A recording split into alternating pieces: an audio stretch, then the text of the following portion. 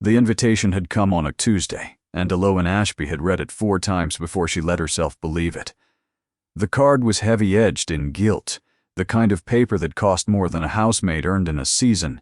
The words were engraved rather than written, as though the union they announced had already been carved into something permanent, something that could not be argued with. Miss Delphine Ashby to Alaric Trevanion, Duke of Merrow. At the chapel of Merrow Court, the 14th of September. She had read her sister's name first, and it had made her smile. Then she had read the second name, and the smile had frozen on her face the way frost creeps over still water, slowly, and then, all at once, Alaric Trevanion, the Duke of Merrow. Him. For 3 years, she had trained herself not to think that name. She had folded it away like a letter one cannot bear to burn and cannot bear to read, and she had gone to the far side of the country and become a paid companion to an elderly widow in Bath, and she had built a small, quiet, colorless life in which that name did not exist. And now it sat in the middle of a wedding card, in her sister's careful, joyful hand, and it was going to marry Delphine. She could have refused to come. She had told herself, all the long weeks after, that she should have. But Delphine had written beneath the engraving, in ink, "Please, Ellie, I cannot be married without you there. You are all the family I have that ever loved me." And that was the one sentence in the world. Eloan Ashby had never learned how to refuse, so she came. The road to Merrow Court ran along the cliffs, and the sea came into view all at once the way it always did in Cornwall, a great gray shoulder of water heaving under a low sky, gulls screaming somewhere out past the headland. The carriage smelled of damp leather and salt. Eloan kept her gloved hands folded in her lap, and watched the hedgerows go by thick with the last of the summer's flowers, and told herself the tightness in her chest was only the sea air. Then the house rose up out of the land, and her breath left her entirely. Merrow Court was grander than she had let herself remember. It stood on a rise above a cove, a long, pale house of weathered granite, with tall windows that caught the flat light and threw it back like sheets of pewter. Ivy climbed the eastern wing. Below it, terraced gardens fell away toward the water, in green shelves, and she could see, even from here, that someone had planted the long beds along the drive thick with forget-me-nots past their flowering now, this late in the year, only a stubborn late bloom here and there still showing blue among the green. She had to look away from those. There'd been forget-me-nots once, in another life, crushed warm in a young man's fist, but that was a door she had nailed shut, and she did not open it now. The carriage drew up on the gravel with a long, grinding sigh, and a footman in Merrow livery handed her down. And for a moment Eloan simply stood there in her plain traveling gown, a small figure with dark hair and gray-green eyes, feeling the whole vast house look down at her. The wind came up off the cove, smelling of salt and cut grass and the green rot of the tide line, and somewhere below the terraces a bell was tolling the hour, slow and iron and sad. She had rehearsed this arrival 100 times on the long road down from Bath. She knew exactly how it would go. She would be calm. She would be plain and useful and invisible. The poor elder sister come to see the fortunate younger one wed, and no one would look at her twice, and that would be a mercy. I can do this, she thought. A week. I will smile at my sister. I will stand beside her while she weds, and I will never once let him see that it costs me anything at all. A week, and then I go home, and this place goes back to being a name I do not think. She did not see the child until the child was already beside her. She was small, 5, perhaps 6, in a white pinafore gone gray at the hem with a tangle of dark hair no nurse had managed that morning. She had come around the side of the steps with the silence of something wild, and she stood now looking up at Eloan with enormous solemn eyes, saying nothing at all. "Hello," Eloan said softly, because one said hello to children. "And who might you be?" The child did not answer. She only went on looking, her small face grave and searching, as though Alowan were a page in a book she had been trying to read for a very long time and had only now at last begun to understand. There was something in the look that did not belong on a face so young. A kind of recognition, though they had never met, though they could not possibly have met. A gull cried out over the roofline. The child did not flinch. She only tilted her head, watching, waiting, as if for something Alowan was supposed to know how to give. "She won't answer you, miss." A harried young nurse came hurrying down the steps, cheeks pink with embarrassment. "Lady Wren doesn't. That is, she doesn't speak. Hasn't, not since. I'm so sorry, miss." She slips away from me. "Come along, my lady, come away and let the lady be." But the child did not come along. Instead, with a gravity that stopped the nurse mid-reach and stopped the breath in Alowan's own throat, the little girl reached up and slid her small cold hand into Alowan's gloved one, and held on and would not let go. The nurse's name was Jenna, and she was near to tears. "You mustn't mind it, miss," she whispered, as they went up the steps with the child walking small and stubborn between them, her hands still locked in Alowan's. "She takes to no one, not to the Duke's own mother, not to the maids she's known since she could walk. She's not spoken a word in 2 years, miss, not since the old Duchess, since her mother passed the doctors from London, came and went and shook their heads.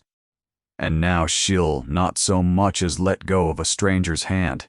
Jenna looked genuinely frightened. "I don't know what's come over her." Alowan looked down at the small dark head beside her. "Perhaps," she said gently, "she is only tired of being managed. Children can tell, you know, when they are a problem to be solved." She did not know why she said it. She only knew that when she did, the child's fingers tightened around hers just once, as though something had been understood. They came into the great hall, a cold cavern of a room, stone-floored, hung with the dark portraits of dead Trevanians, all of them severe, none of them smiling. And there the household had assembled itself in the loose, curious way that households do when something new arrives. Maids paused with their arms full of linen. A butler inclined his head, and near the foot of the staircase stood a woman Alowan knew at once, though 3 years had thinned her lips and sharpened her further, and the sight of her landed like a stone in the stomach. Aunt Drusilla Vane. She had been guardian to both sisters since their parents drowned, for the Ashbys too. The sea took what it wanted, and she had the same face she had always had, handsome, cold, composed, with eyes the pale flat gray of a knife held to the light. She wore expensive mourning. She had no cause to wear. She had always liked the authority of Blackie Lowen. The name in her aunt's mouth was not a greeting. It was an inventory. Her gaze moved down the plain traveling gown, the worn gloves, the boots gray with road dust, and something in her seemed to relax, satisfied by what poverty had made of her difficult niece. "You came, then?" Delphine asked me to. "Well," a thin smile. "You are here now.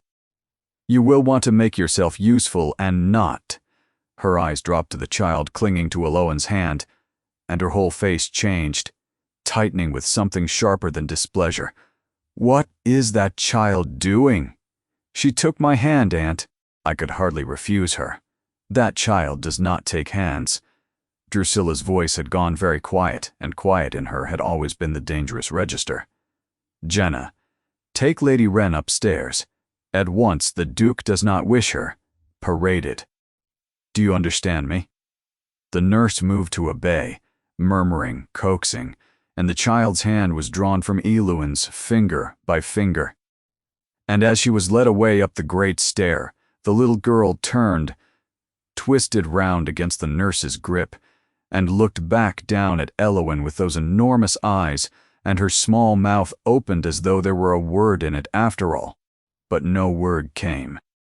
And Eluan stood at the bottom of the stairs, with her hand still curled around the shape of a hand that was no longer there, and felt something crack quietly open in her chest that she had spent 3 years learning to keep shut. "Ellie!" The cry rang across the hall, bright as a bell, and then Delphine was flying down the stairs in a cloud of pale muslin, all gold hair and glad tears, and flung herself into her sister's arms. "Oh, you came! You truly came! I was so afraid you wouldn't." Delphine drew back to look at her, laughing, wet-eyed, radiant in the particular way of a girl who believes herself entirely happy. "You're thin. You're so thin and so grave. What have they done to you in Bath?" "Oh, never mind. You're here. Come. You must meet him. You must. He's the kindest man. Ellie, truly. Once you know him, he's only a little solemn, but underneath, Eloan let herself be pulled. There was nothing else to be done. To plant her feet, to refuse would be to invite the very questions she had come all this way to avoid. She fixed a small, pleasant, nothing of a smile onto her face. The companion's smile, the smile she had perfected across 3 years of pouring tea for a querulous old woman in Bath, and told herself that a man's back was only a man's back, that he might be anyone, that she did not yet have to feel anything at all. But her heart had begun to beat very hard and very high in her throat, the way it does when the body knows a thing before the mind will let it.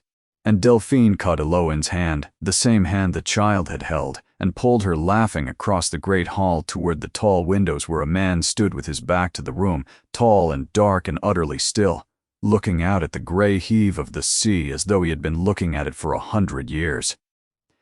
"Alaric," Delphine called gaily, "Alaric, come and meet my sister." The man turned. For one endless heartbeat, the whole grand, cold room seemed to hold its breath, and Eloan Ashby looked across 3 years and a dead engagement into the face of the man who had let her go, and watched the color drain from it as he recognized her too. To understand why 2 grown people should stand frozen in a sunlit hall while a bride-to-be beamed happily between them, you must go back 3 years to a gentler time and a different shore. Eloan Ashby had not always been a paid companion in a stranger's house. She had been a gentleman's daughter once, not rich, but respectable, the elder child of a Cornish naval captain and his gentle wife, raised in a snug rectory turn cottage above the same coast she now looked out on. Her father, Captain Ashby, had been a friend of the old Duke of Marrow, and so it had come about, in the natural, unhurried way of such things, that the captain's clever, grave elder daughter and the old duke's clever, grave younger son had known each other since they were children scrambling on the rocks after crabs. Alaric had not been meant to be duke. Then he had an elder brother, and so he had the rare freedom of a second son. He read what he liked, went where he liked, and fell in love where he liked. And he had fallen in love, slowly and completely and without any doubt at all, with Eloan Ashby. They were to be married. It had been understood between the families, half promised over 3 summers, and made real at last on a bright spring evening on the cliff path when Alaric had pressed a fistful of forget-me-nots into her hand, crushed and warm from his pocket, ridiculous, perfect, and asked her in a voice that shook, to be his wife. She had said yes before he had finished the question, and then the sea took everything. First, it took her parents in a spring squall that turned a pleasure sail into a tragedy and left the 2 Ashby sisters orphaned and penniless, wards of their father's cousin, Drusilla Vane. Then, within the same cruel year, a fever took Alaric's elder brother, and Alaric, who had never wanted it, who had wanted only his books and his shore and his Eloan, became the Duke of Marrow with all the weight of a great name pressing down on his shoulders. They had written to each other through it all. Letters had been the thread that held them across those months of grief and upheaval, his from the north, where the dukedom's business had called him, hers from her aunt's cold house, where she was learning what it was to be an orphan and a burden. And then the letters had stopped. Not all at once. That was the cruelty of it. Eloan's letters to Alaric had begun to go unanswered. 1, then 2, then a silence that stretched into weeks. And into that silence had come, at last, a single note in his hand, brief and formal and unbearable, releasing her from the engagement. It would not be fair to bind you, it had said, to a life you did not choose, to a burden you did not seek. I release you and wish you every happiness. A. She had read it standing in her aunt's front hall, and something in her had gone quiet and gray, and stayed that way for 3 years. What Elowen did not know, what she could not know, what no one in that sunlit hall knew but one, was that Alaric had received letters too, letters in her hand, or near enough her hand, growing colder by the week. A letter that told him her heart had changed, a letter that told him she could not love a man so weighed down with duty and grief that she wanted gaiety and freedom and a lighter life than a duke could give her. A final letter, releasing him and wishing him every happiness. Neither of those letters had been written by the hand that signed them. They had been written at a small writing desk in a cold house by a woman who had studied both their hands for years, who had intercepted the true letters at the post and burned them one by one, and who had understood with the flat, clear calculation that was her only genuine gift, that a duke who believed himself abandoned by a penniless orphan might, in time, be steered toward a more advantageous and more manageable bride, a younger sister perhaps, sweet-tempered, biddable, easily led, one who would never think to question where the Ashby girl's small inheritance had quietly gone. Drusilla Vane had not merely let the sea take Elowen's happiness. She had done the drowning herself, and so the two people at the center of it all stood frozen in the great hall of Marrow Court, each believing the other had walked away, each having spent 3 years nursing the private wound of being unwanted, while between them their happy, oblivious Delphine looked from one still face to the other, her smile just beginning to falter.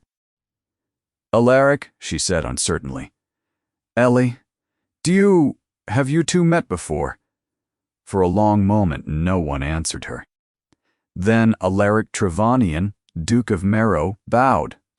A stiff, formal, terrible bow, the bow of a man drowning and pretending he can swim, and said, in a voice with nothing left in it at all, "Miss Ashby and I were acquainted once, a long time ago, and Elowen, who had promised herself he would never see that it cost her anything, curtsied to the man she had been going to marry, and heard herself answer, 'A very long time ago, Your Grace.' But that night, alone in a cold guest room at the top of the East Wing, when she opened her small traveling trunk to find her nightgown, her fingers found something else first, something at the very bottom, wrapped in a handkerchief she had not unwrapped in 3 years.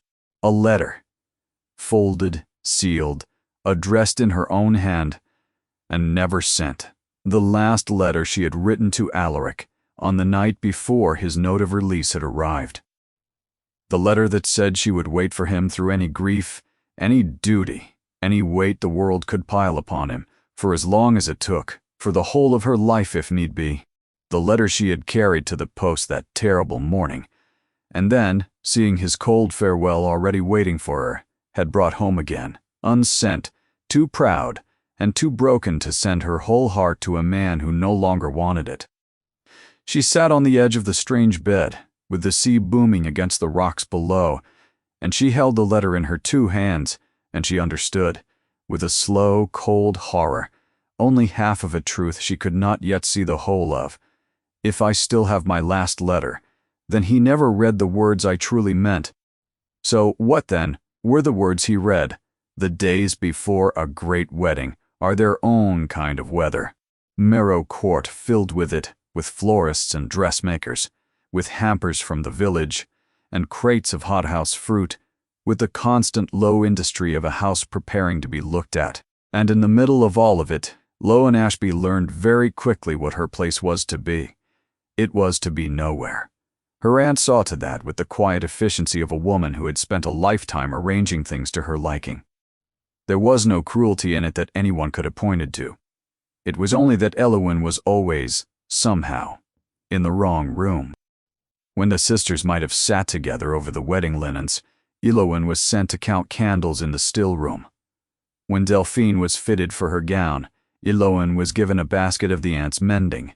She took her meals at the end of the long table below the visiting cousins, and Drusilla addressed her only to give instruction, and the household, reading the wind the way households do, arranged its manners accordingly. Eloan bore it as she bore everything now, with a stillness that gave nothing away. She had learned in Bath that the surest way to rob a small cruelty of its power was to refuse to be seen to feel it. She counted the candles. She mended the seams.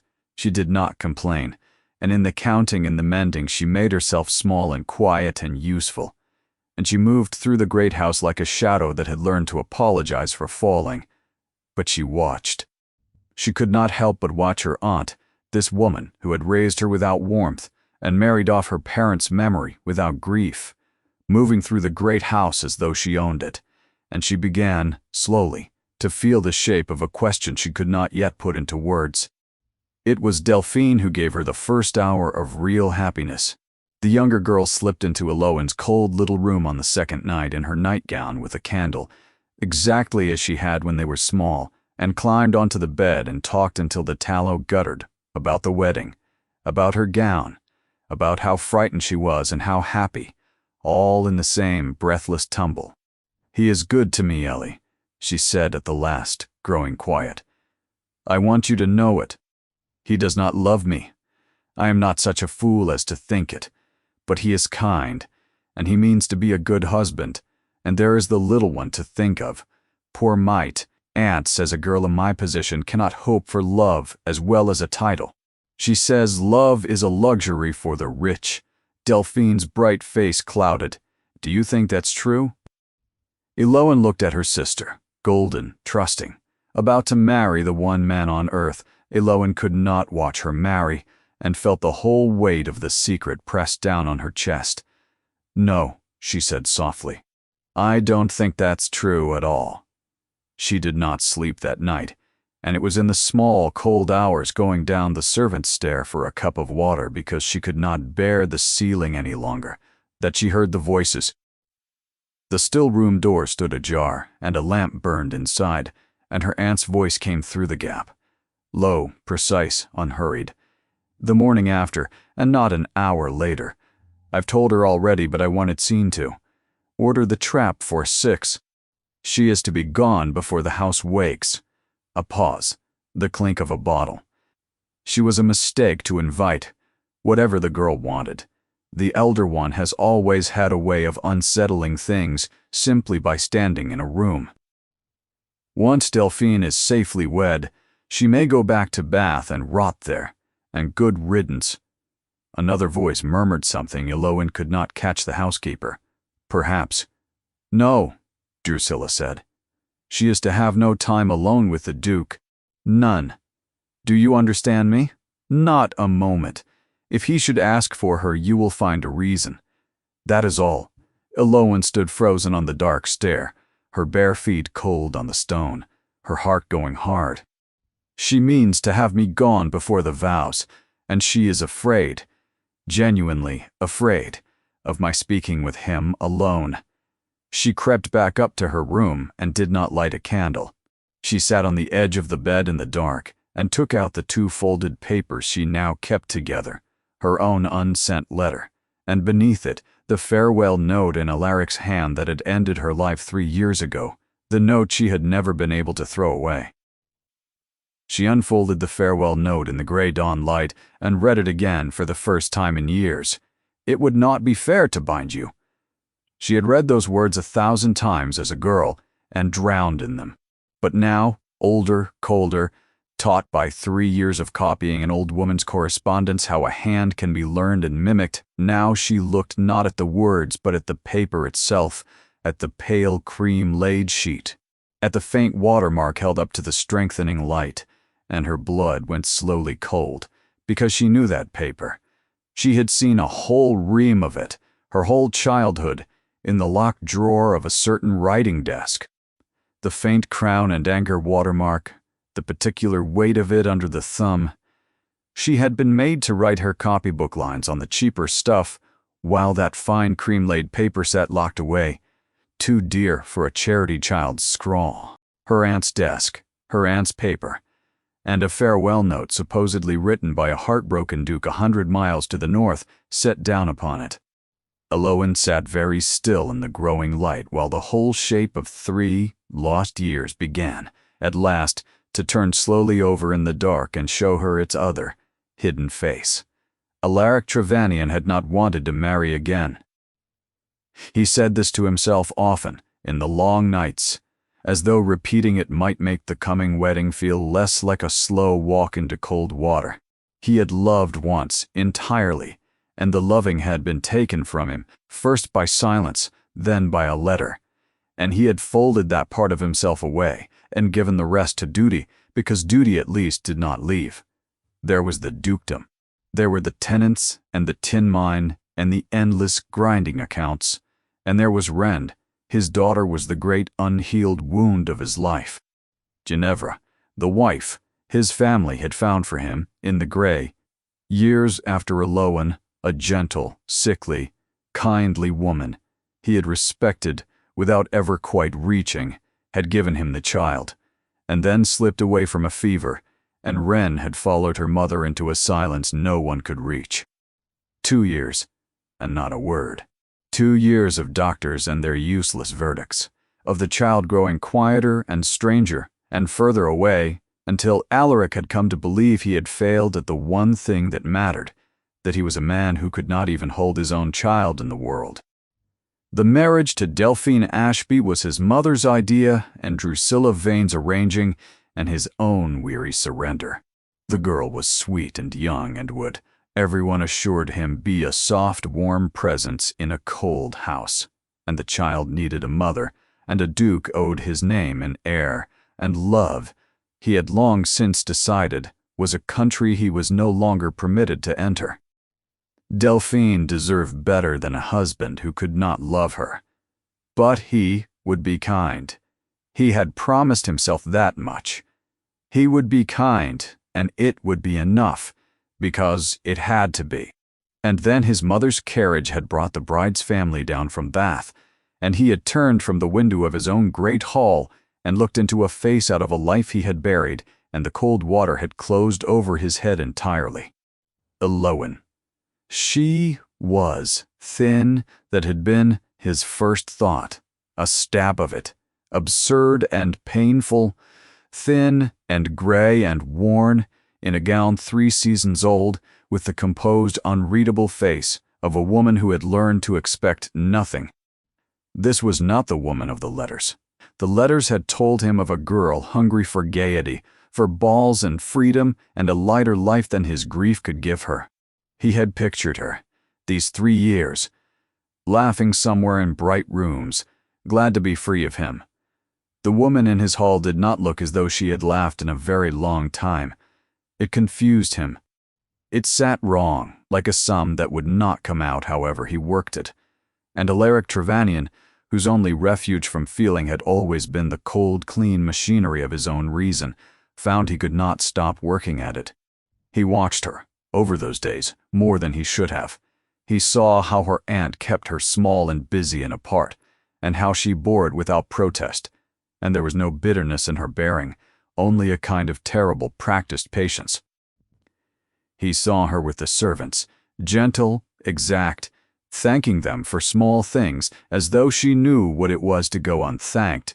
He saw her pause on the terrace one gray evening, alone, and look out at the sea with an expression of such quiet, private grief that he had to turn away from the window ashamed, as though he had opened a letter meant for someone else.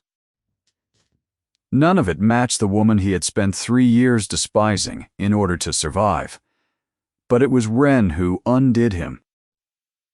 He came upon them in the long gallery on the 4th morning, his silent daughter and the woman he had lost, and stopped in the doorway, unseen. Wren was sitting on the floor, in a bar of pale sun, and Elowen was sitting on the boards beside her, not talking, not coaxing, not managing, simply sitting, turning the pages of a picture book so the child could look. And as he watched, Wren leaned, slowly by degrees the way a wild thing tests a hand, until her small dark head came to rest against Elowen's arm, his daughter who flinched from her own grandmother. who had not willingly touched a living soul in 2 years. Alaric stood in the doorway with his hand against the cold frame and felt something crack open in his chest with a pain so sharp it stole his breath. Grief and hope and a wild, unreasoning tenderness all at once. All the feeling he had spent 2 years and 3 not feeling, breaking loose in a single instant at the sight of his child's head against Eloan Ashby's arm. He stepped back before they saw him. He walked the length of the house and out onto the terrace and stood in the wind until he could breathe. The gulls wheeled and cried above the cove. Below him the tide was coming in, patient and enormous, filling every hollow in the rocks it had emptied hours before, and he watched it and thought, without wanting to, that some things the sea takes it also, in time gives back. The letters were wrong, said a small, cold, clear voice in him, the voice of reason he had trusted his whole life. Everything the letters told you about her was wrong, so either she is the finest liar in England, or those letters lied. He did not know which he believed, but he knew, standing there with the sea roaring below him and his daughter's silence upstairs and his wedding 4 days off, that he could not marry anyone until he had stood in a room alone with Eloan Ashby and asked her to her face the question that had rotted in him for 3 years. Why did you stop loving me? He would find her alone. Tonight, if he could, he would have his answer. He did not know that somewhere in the same house, a woman with a pale, flat gaze had already given orders that he never should. The summons came the next afternoon, and it came from the one person at Merrow Court whom Drusilla Vane could not order about. "Her Grace, the Dowager Duchess," said the footman, with the particular reverence the old lady still commanded, "requests Miss Ashby attend her in the blue sitting-room." Eloan went and found the Dowager Duchess Rosamond by the window, with a great tortoiseshell cat asleep in her lap, and a shrewd bright eye that missed nothing. She was very old and very upright, dressed in soft dove gray, and she watched Eloan cross the room with the frank appraising interest of a woman long past the age of pretending. "So," she said, "you came back, Your Grace." Eloan curtsied. "Sit down, child, I can't crane my neck there." The old lady studied her for a long moment. "You don't remember me?" "No." "You were a slip of a thing. All elbows, forever on the rocks after crabs with my Alaric. But I remember you, Eloan Ashby.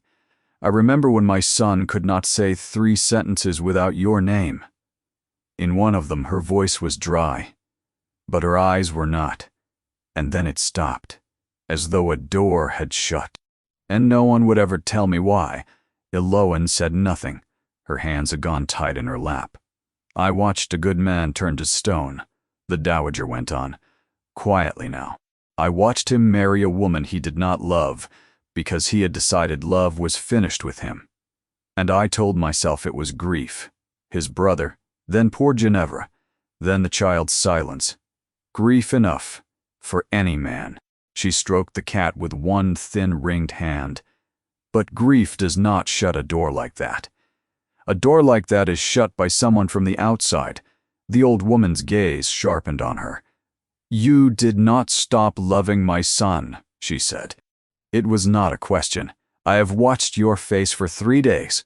I watched it when he walked into that hall. Whatever ended it, child, it was not your doing, and I do not think it was his. Something in Eloan, some wall she had held up so long she had forgotten it was a thing she was choosing to hold, trembled at the first true kindness she had been shown since her father died. Her eyes stung. She looked down at her hands. "I cannot speak of it, Your Grace," she managed. "It would only make trouble." "My sister's happiness, your sister," the dowager said crisply, "is marrying a man who does not love her, arranged by a woman I would not trust to mind a hen coop. I would not lose too much sleep over disturbing that peace." She leaned forward, and the cat woke and dropped from her lap with a thump. "Listen to me. I am old, and I have watched a great many people lie in this house, and I know the smell of it. There is a lie sitting at the center of my son's life, and it has cost him 3 years, and very nearly cost him his soul, and I mean to see it out into the light before it costs him the rest." She was quiet a moment, and when she spoke again, her voice had lost its edge and gone somewhere older and sadder. "People speak a great deal of forgiveness, child, and of letting the past lie. I have buried a husband and a son and a daughter-in-law, and I will tell you what I have learned. There is a difference between the peace that comes from healing and the peace that comes from silence, from everyone agreeing not to look at the thing in the corner of the room. The first is a mercy, the second is a slow rot. This house has chosen the second for 3 years, and it is dying of it, quietly, from the inside. My son, that poor voiceless child, all of us, tiptoeing round a grief we will not name." She fixed Elowen with her bright old eye. "I am too near my grave to go on tiptoeing. I would rather have the truth, however it cuts, than one more year of this genteel drowning." Elowen's throat had closed. She could not have spoken if she had wished to. "Now, you loved him. He loved you. Letters passed between you, and then, all at once, they carried poison instead of love, and each of you was told the other had turned away." She watched Elowen's face go white. "Yes, I thought as much. It was letters. It is always letters. And now I will ask you one question, child, and I want you to think very hard before you answer it, because I believe your whole life may turn upon it." She fixed Elowen with that bright, pitiless old eye. "In all those years," the dowager said slowly, "who collected the post at your aunt's house? Whose hands did every letter coming and going pass through before it ever reached you?" The room went very quiet. Somewhere far below, the tide worked patiently at the foot of the cliffs, and Elowen Ashby heard herself whisper, in a voice she did not recognize, the answer that broke the last floorboard beneath her feet. "My aunts." The dowager sat back slowly, and something in her old face settled, grim and satisfied and terribly sad all at once. "Then we understand each other," she said. She reached across and, to Elowen's astonishment, took her cold hand in both of her warm dry ones and held it fast. "Hear me now, Elowen Ashby, for I do not say such things twice. You came into this house believing you had no friend in it. You were wrong. I am one. And I believe when he learns the truth of it, my son will be another." Her grip tightened. "You have been made small and quiet and grateful for scraps for 3 long years. That is done. From this hour, you are not alone in it. Do you understand me?" The kindness was more than Elowen could bear. The tears she had refused to shed since her father died spilled over at last, silent and hot, and the old woman let her weep and did not once let go of her hand. When it had passed, the dowager pressed a handkerchief on her and spoke once more, low and certain. "Say nothing to your aunt, nothing. Let her believe she has won, and she will grow careless. But you must find the proof, child, the letters themselves, if she has been fool enough to keep them, or anything that shows the hand for what it is, and you must find it before Saturday." Her eyes glinted. "Because on Saturday my son means to marry your sister at that altar, and once the words are said, no truth on earth will easily unsay them. Ask your aunt about the letters, Elowen. Watch her face when you do, and then find where she keeps her secrets, before the bells ring. 2 days." That was all that stood between Delphine Ashby and the altar, and between Elowen and the truth she now knew she had to drag into the light before the bells rang. She moved through those 2 days with a new and secret purpose burning under her stillness. Outwardly she was the same shadow, counting, mending, thanking the maids, but her eyes were open now in a way they had not been for 3 years, and everything she saw arranged itself around a single question: where does she keep them? For she was certain now that the letters existed. She had tested it. She had waited until she and her aunt were alone in the still room, and then, keeping her voice light as she polished a row of silver, she had said, "Do you know, Aunt, I was thinking only this morning of the letters I used to write when I was a girl. Long ones. I wonder whatever became of them.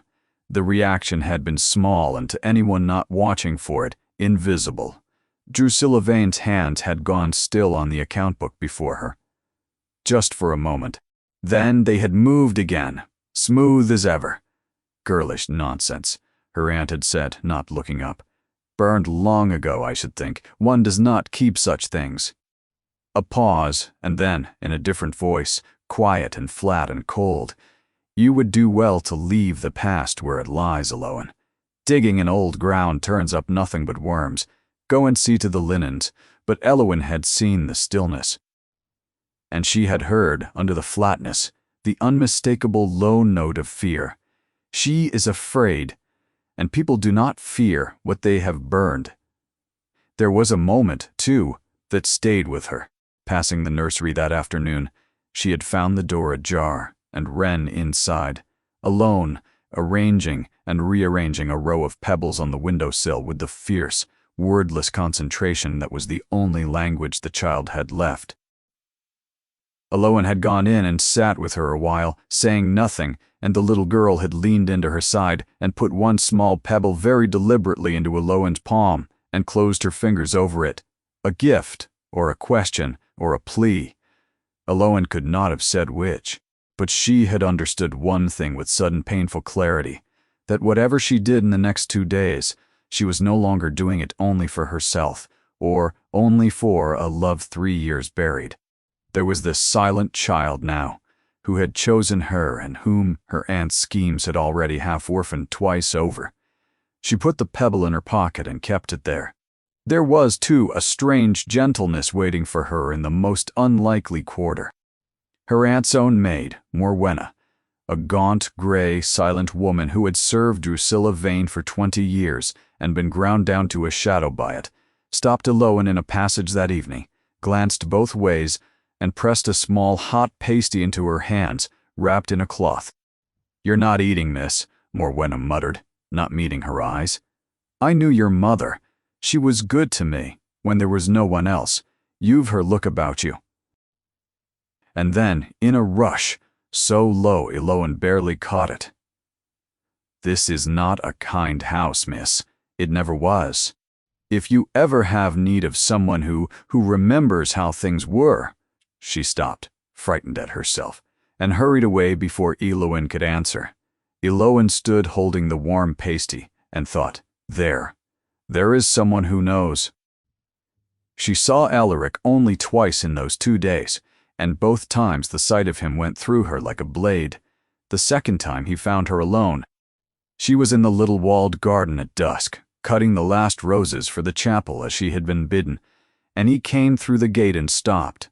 And for a moment they simply looked at each other across the darkening beds, 3 years and a whole ruined life standing in the air between them.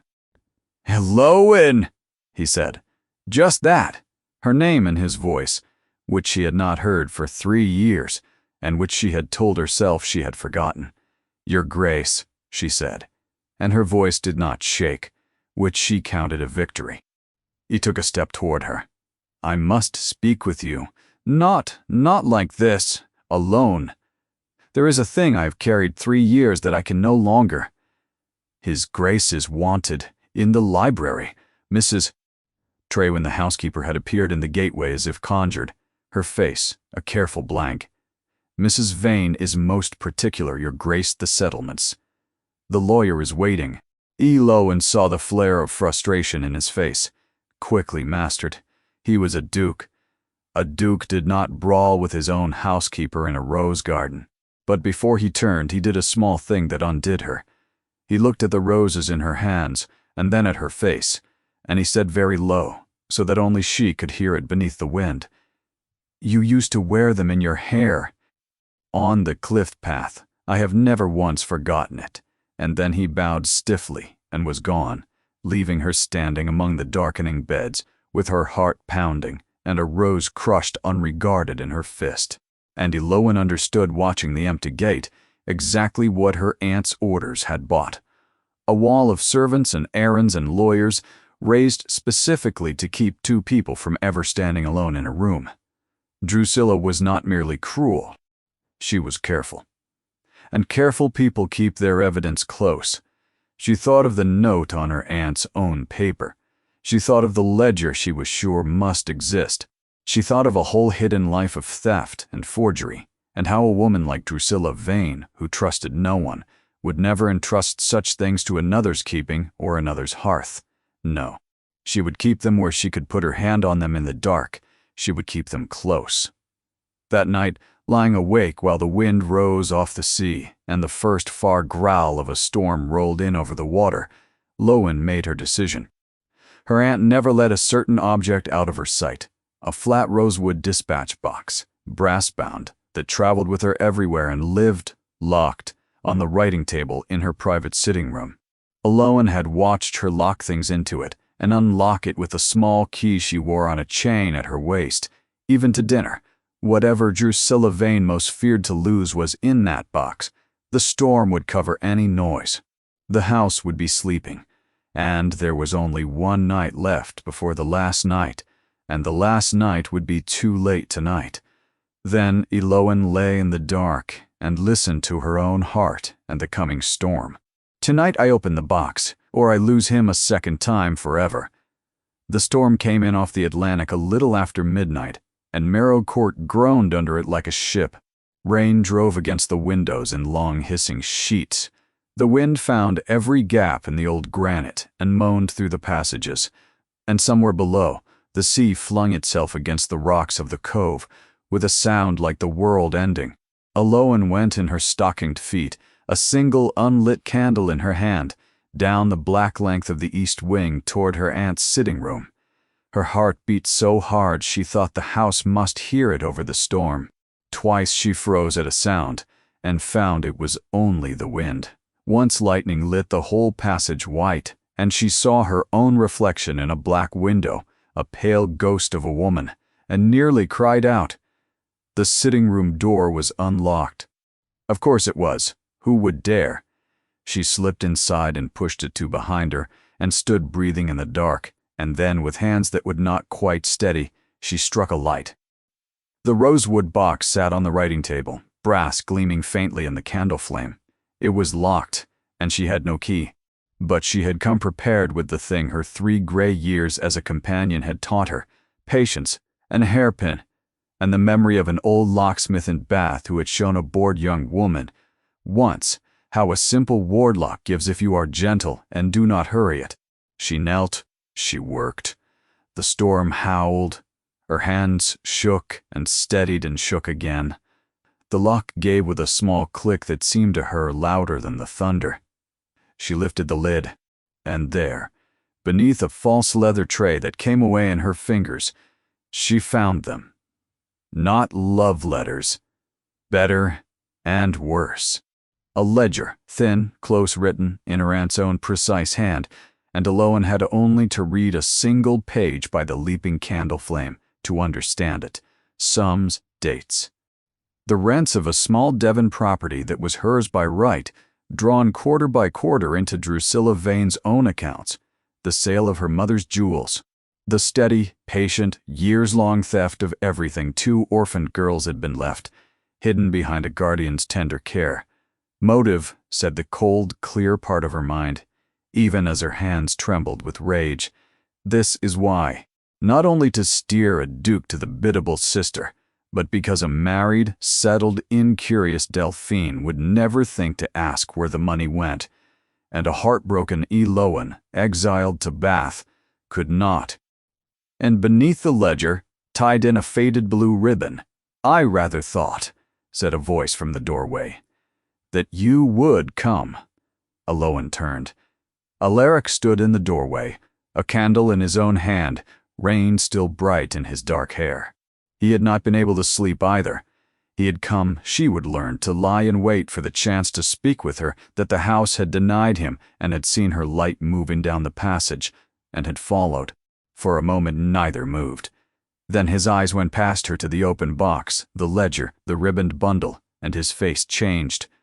"What is this?" he said, not a question. And Elowen Ashby, who had held her tongue for 3 long years, held it no longer. She crossed the room and thrust the faded bundle into his hands. "I don't know," she said, her voice shaking now with everything she had swallowed. "But I know what you did, Your Grace. I know you wrote to me that it would not be fair to bind me, that you released me, that you wished me every happiness." Her voice cracked on the word. "I waited. Do you understand me? I waited through my parents' graves, and your brothers, and I would have waited through anything, and you sent me a note, 3 lines, and let me go as though I were a servant you had no more use for. I let you go." He had gone white. "You wrote to me, letter after letter, colder each time, that you wanted gaiety, that you could not love a man so weighed down, that my grief was a burden to you, and you wished to be free of it." His hands were shaking on the blue ribbon. "I have your letters, Aloan. I kept them. Heaven help me, I read them until they came apart, trying to understand how the girl on the cliff path could have written them. I told myself I had never truly known you. I built 3 years on the belief that I had never truly known you, and I built mine believing you had grown tired of a penniless orphan the moment your dukedom made you too grand for her." Her breath came ragged. "Do you know what your note did to me? I stood in my aunt's hall and read 3 lines and felt my whole life close over like water. I never blamed you. That was the cruelest part, I thought. Of course. Of course a duke cannot marry the drowned captain's daughter. I thought you were being kind.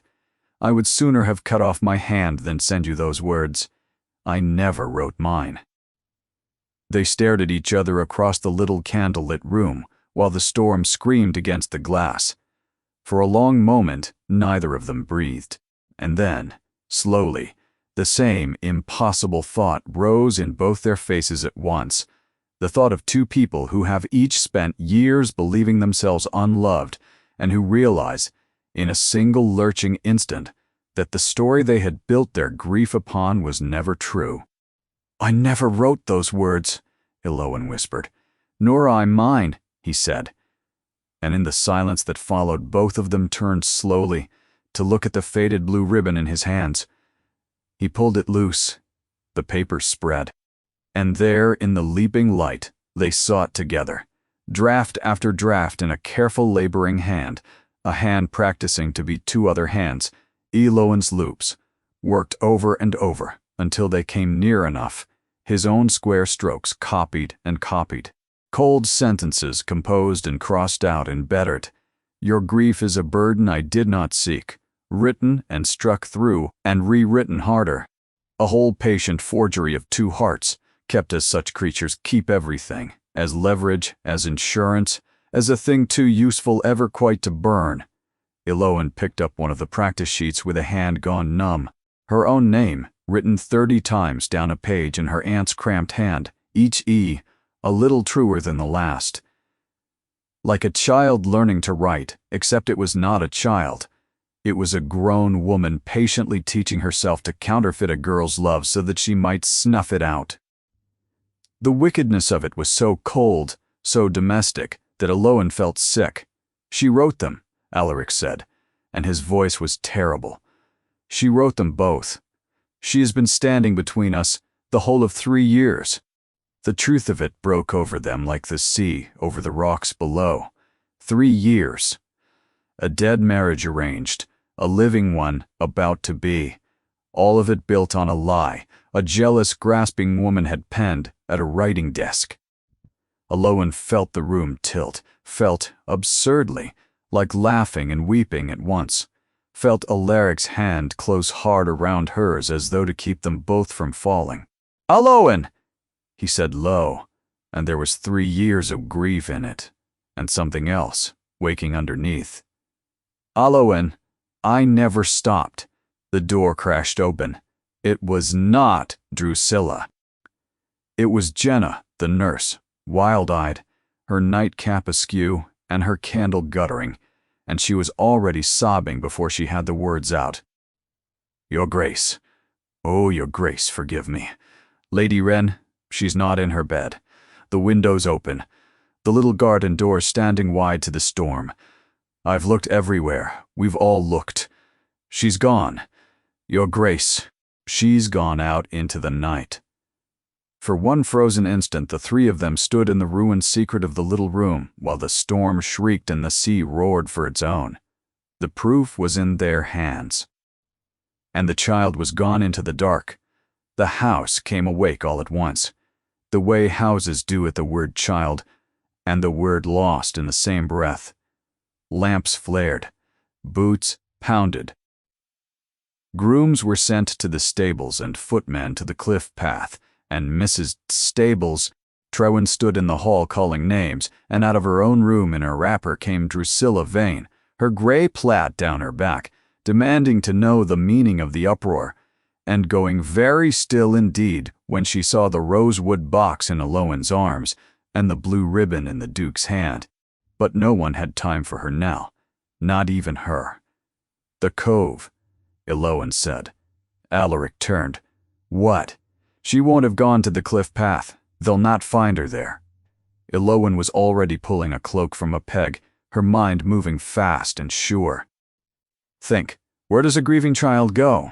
Not toward the danger she's been warned from, toward the person she has lost, or the nearest thing to her." She met his eyes. "Where is Ginevra buried?" Something moved in his face. "The old chapel yard above the cove. There is a— She used to take Wren to the little blue flowers that grow along the wall.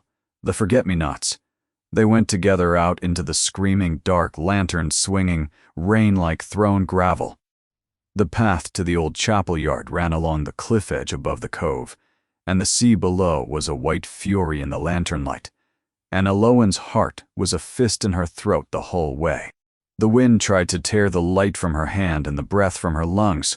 Twice she slipped in the streaming mud, and Alaric's grip on her arm was all that kept her from the edge. Neither of them spoke.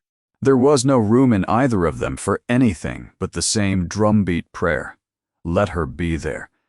Let her be there, and let her be safe, and I will ask nothing more of heaven, so long as I live. They came over the rise to the old chapel yard, where the leaning headstone stood black against the storm, and the low wall ran along the very lip of the cliff. She was there. A small white shape, drenched to the bone, huddled against the low chapel wall among the battered blue flowers, her arms wrapped around her knees, her dark hair plastered to her face. Lady Wren, 6 years old, who had gone out alone into a storm to sit by her mother. Eloan reached her first. She fell to her knees in the mud and the flowers and gathered the shaking child into her arms, and Wren clung to her with a strength that was almost violent, her small, cold face buried in Eloan's neck. "I have you," Eloan said over and over, rocking her in the rain. "I have you, little one. I have you. You're safe. I have you." And she understood, holding that desperate grip, what had sent the child into the storm. Wren had heard it. Some scrap of the household's talk, some careless word that the lady who sat on the floor and turned the pages and asked nothing of her was to be sent away the morning after the wedding, packed off before the house woke, gone. And the child who had lost her mother to silence had run out into the dark rather than lose the one person who had reached her through it. She had come to the only place she connected with the word lost, her mother's grave and the little blue flowers her mother had loved, as if to keep her two vanishing people company in one place at once. The thought split something open in Eloan. She held the child tighter and pressed her lips to the wet dark hair. No, she thought fiercely, no more losing. Not her, not him, not one thing more, so long as I live. Alaric knelt in the mud beside them and wrapped his arms around them both, his daughter and the woman he had lost and found in a single night, and for a moment the three of them stayed there in the ruined chapel yard while the storm spent itself around them. He did not speak, but over the child's head his eyes found Eloan's, and what was in them needed no letter, forged or true, to be understood. They carried her home between them. They dried her and warmed her, and sat with her while she slept at last, and it was in the quiet gray hour before dawn, as the storm blew itself out, that Morwenna came to Eloan at the nursery door. The gaunt gray maid had a bundle under her shawl. Her hands trembled as she held it out. "Ah, I couldn't do it, miss," she whispered. 3 years ago. She gave me your true letters. The real ones. The ones you wrote him and he wrote you, and bid me burn them, and I burned some. God forgive me. I was afraid of her. But not all. I kept these back." Her worn face crumpled. "I don't know why. Because your mother was kind to me, maybe. Because it was wicked, and I knew it. I've carried them 3 years and been sick with it." She pressed the packet into Eloan's hands.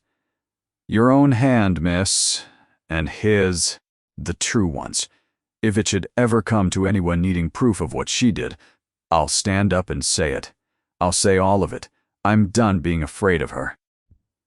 Eloan held the packet, her own true words and his.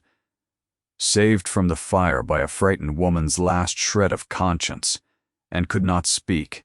She looked up, and through the nursery window she saw the sky going pale in the east, the storm rack tearing apart to show a thin, cold, clean light. Dawn. And with a lurch of the heart she remembered what dawn meant. Below. Faintly she heard it, the household stirring, moving, faster than any ordinary morning. A carriage on the gravel, the chapel bell beginning, high and urgent to ring. Drusilla had not fled. Drusilla had done the only thing left to a cornered creature with one card unplayed. She had gone to Delphine's room in the dark and roused her, and pressed a wedding forward. The storm, my love, the roads. We dare not wait, better done, quickly and quietly. Come, come now. And even now was hurrying and bewildered half-dressed bride toward the chapel to say the vows before the truth could reach the altar. The bells were ringing, the wedding was beginning, and it was starting now. Eloan ran.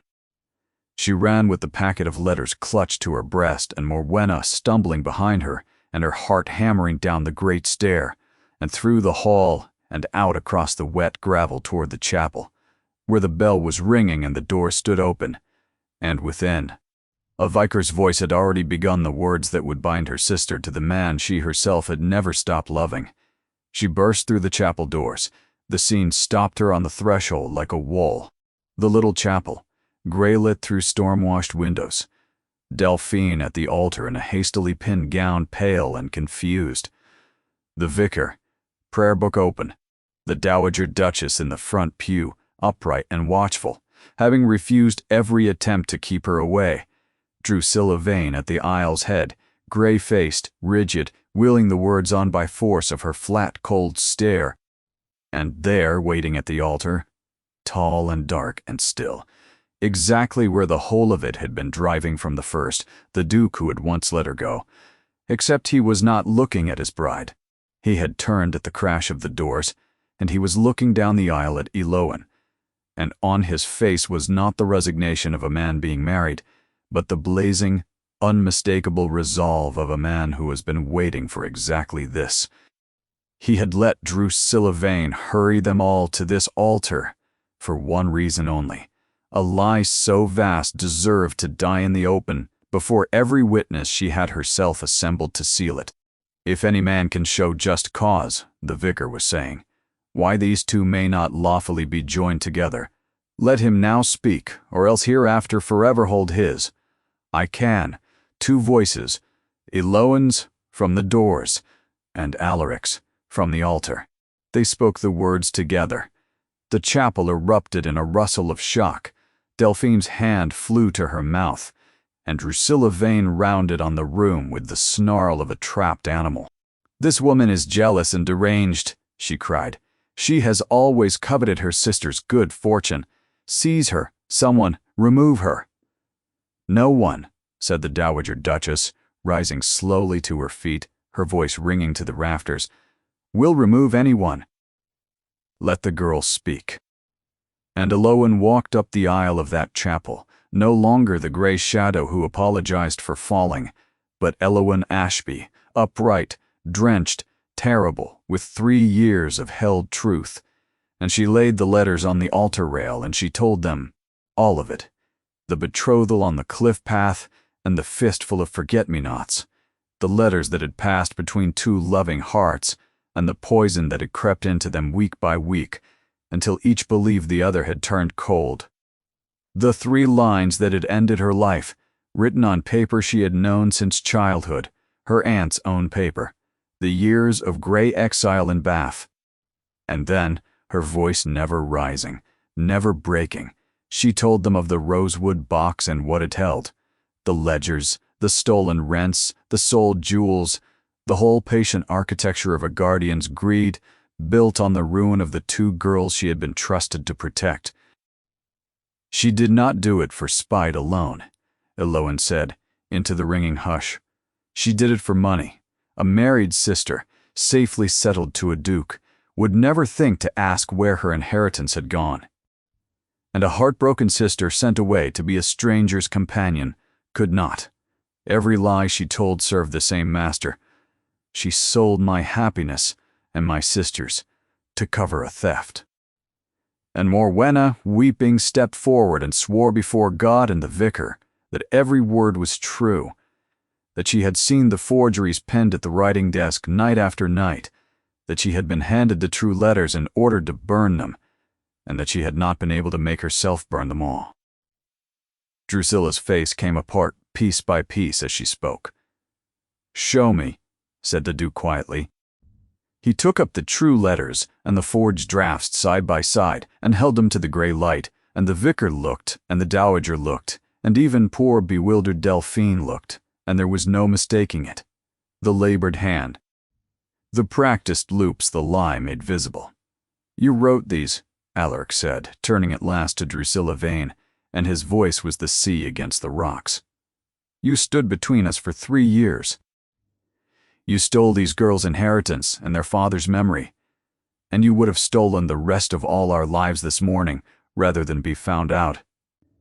He set the papers down. "It is over." And in the ringing silence that followed, the silence of a whole room that does not know what will happen next, the silence of a duke and a housekeeper and a bride and an old woman and a weeping maid all suspended between one life and another, a small, clear voice spoke, "Don't go." The words fell into the hush like 2 pebbles into a still pool, and the whole chapel seemed to stop breathing. Every head turned. Wren stood in the side doorway, wrapped in the blanket they had swaddled her in after the storm, having slipped from her nurse to follow the noise, as she always followed noise now to find the one face she wanted. Her dark hair was still damp. Her enormous eyes were fixed unblinking on Eloan. And she had spoken.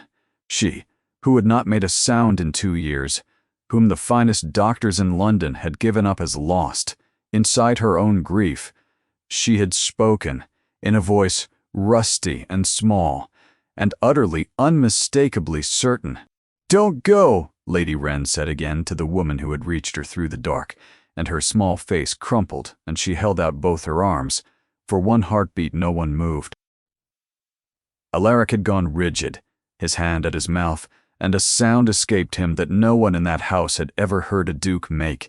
Half a sob, half a laugh, the sound of a father hearing his child's voice come back from the dead.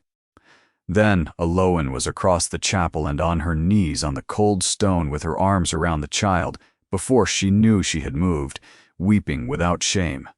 And Wren wound her arms around Eloan's neck and buried her face there, and said it once more, wonderingly. Tasting the words as though she had only just discovered she still owned them. "Don't go." And Eloan drew back and took the small, wet face in both her hands and said, fierce and certain, "Never, do you hear me? Never. I will never go. I promise you with my whole heart, for the rest of my life, I will never, ever go." And Alaric came and knelt with them and gathered them both against him, his daughter and his Eloan, on the floor of the chapel where he had come so near to marrying the wrong sister, and the 3 of them held one another while the whole room wept around them.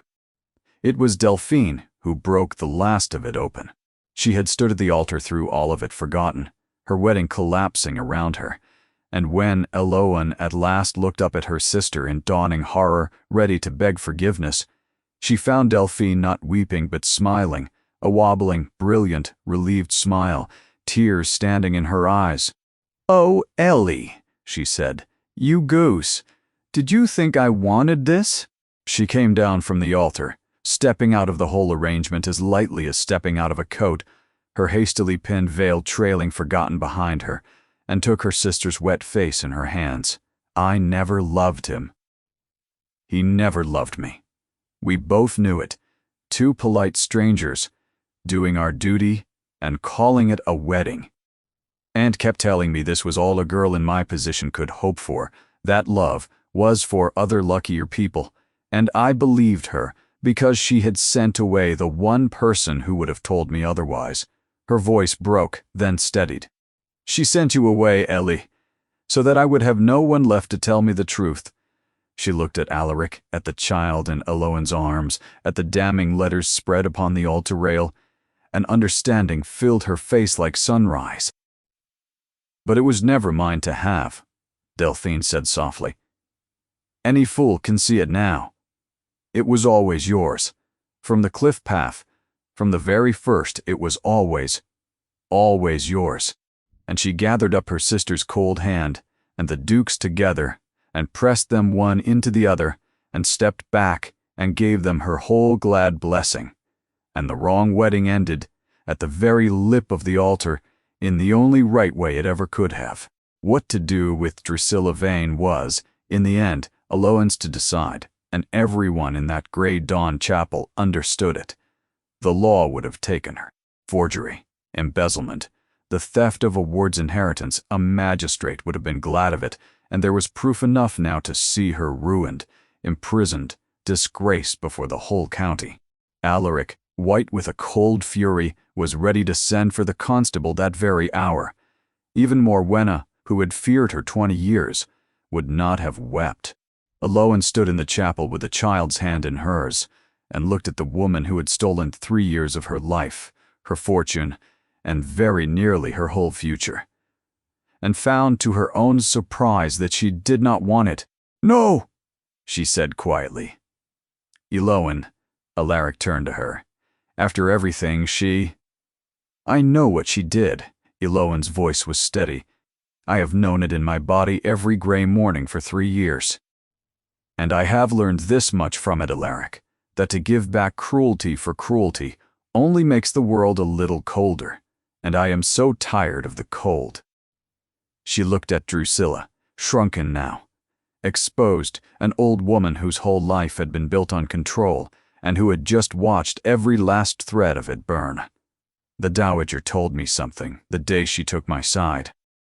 She said there is a difference between fairness and justice.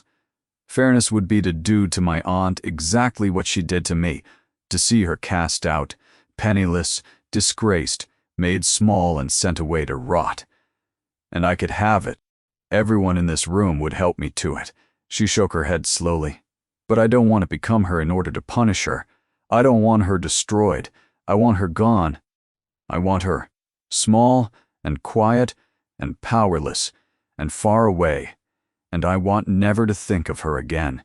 She looked down at Wren's hand in hers, and at the letters on the altar rail, and at the man she had crossed 3 years to reach. "She spent her whole life taking things from people," Eloan said softly. "I would rather spend mine keeping them." And so it was done, not with the constable, but with the Dowager Duchess's cold efficiency. The stolen inheritance would be restored to the last penny, the accounts opened and set right. Drusilla Vane would sign a full confession kept, unpublished, as surety, and then she would be taken to a small remote holding on the far edge of the estate, given a cottage and a bare pittance, and there she would live out her days in exactly the obscurity she had tried to sentence Eloan to, forgotten, unimportant, minding no one's fate but her own. It was mercy. It was also, everyone privately agreed, a punishment more exquisite than any jail for a woman whose only love had ever been power. She was led away without another word. She did not deserve one, and she did not get one, and the chapel felt cleaner when she was gone. Then it was only the family left, for that was what they were now. Eloan understood with a small shock, a family She and Delphine walked out into the clean-washed morning together, and sat on the low wall above the cove, as they had sat as children, and they talked. Truly talked, for the first time in 3 years, about the letters, the lies, the 2 lonely lives their aunt had built for them out of the wreck of the truth. Delphine wept and laughed and begged forgiveness for a wedding she'd never understood the cruelty of, and Eloan gave it freely because there was nothing to forgive. They had both been children in a spider's house, and neither had spun the web. "Promise me one thing," Delphine said, leaning her golden head on her sister's shoulder as the gulls wheeled over the bright water. "Anything. Be happy," loudly, "where I can see it." Delphine smiled. "I have spent 3 years watching you go gray and calling it dignity. I want to watch you go bright again." And Alaric found Eloan, alone, later, in the little walled garden where the household had last kept them apart, and there was no housekeeper now to summon him away, and no lie left standing between them. For a while neither spoke. They stood among the roses in the washed morning light, and the 3 lost years stood with them, but gently now, the way old grief stands beside you once its teeth are drawn. "I have thought," he said at last, "of all the things I would say to you, if ever I had the chance. For 3 years I rehearsed them. And now that you are here, I find I have only the plainest one left." He turned to face her. "I let you go once because I believed a lie, and because I was too proud and too broken to fight for the truth." He took both her hands in his. "I will not do it again, not for pride, not for grief, not for any lie the world can invent. Whatever comes, whatever anyone says, whatever the years try to take, I will not let you go again. I swear it to you." Eloan looked up at him, at the man carved from granite, who had learned at terrible cost how to feel again. "I spent 3 years believing I was unwanted," she said quietly. "You spent 3 years believing the same. She built us each a little prison out of the other's silence, and we each lived in it alone, not 30 miles apart." She pressed his hands. "I don't want to spend one more day of my life in a prison built of things left unsaid, so I will say it plainly too, Alaric, and only once, and then never doubt it again. I never stopped, not for a single gray morning. Of those 3 years, I never once stopped. I know," he said, and this time it was true.